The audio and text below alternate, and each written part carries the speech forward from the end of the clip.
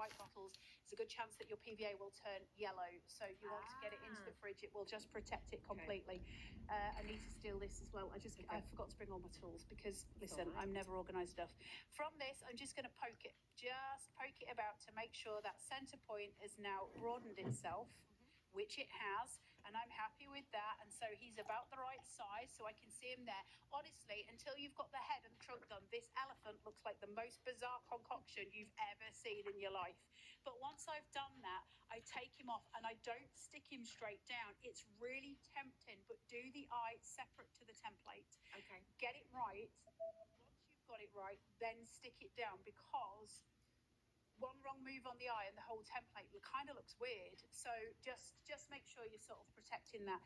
Now, in terms of doing the little accent, if you like, on the eye, I'm cutting the tiniest little strip just here.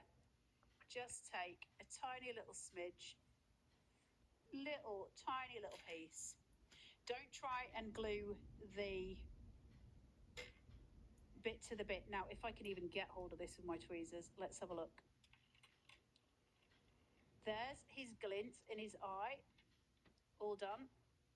And it looks a little bizarre when you first do it, but it does have meaning to it. Where is it? There it is. So small I can't see it. So that's the start of his eye. So you can see that you've got that pupil there, you've got that little fleck of light on there, and it's starting, if you can imagine the elephant's face round it, we're almost getting there, right? What I'm going to do now is take a very small piece, and I'm showing you the eye because you guys pretty much know how to do most of the other stuff. So I'm doing this first.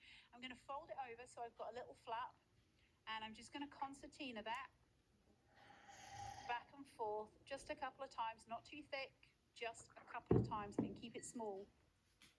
And then I'm going to snip that off. And hope I haven't separated all of those, because if you cut through them all, you have to start again. Right, let's get some adhesive. I'll be as quick as I can, guys. I'm sorry.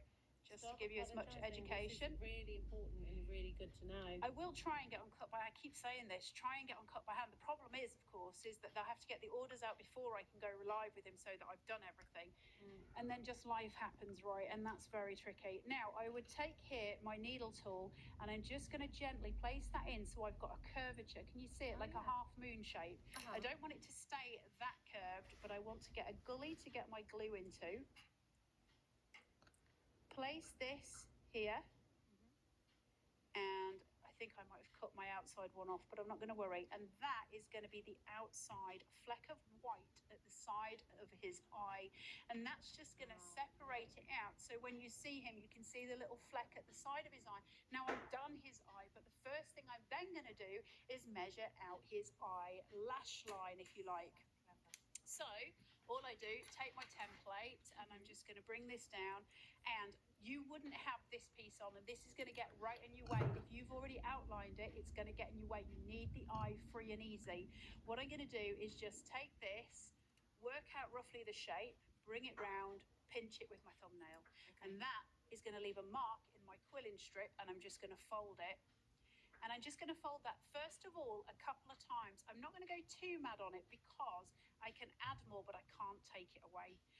So I'm just going to bring in and concertina that round as well. The reason I don't go over and round is because it gets like this weird bulb.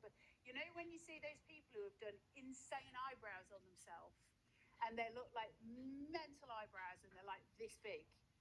That's what his eyebrows are looking like. As director Adam said, that's just my natural eyebrows. Honestly, that's like my natural eyebrows as well until the 90s happened and I got rid of them all. Didn't we all go through that phase?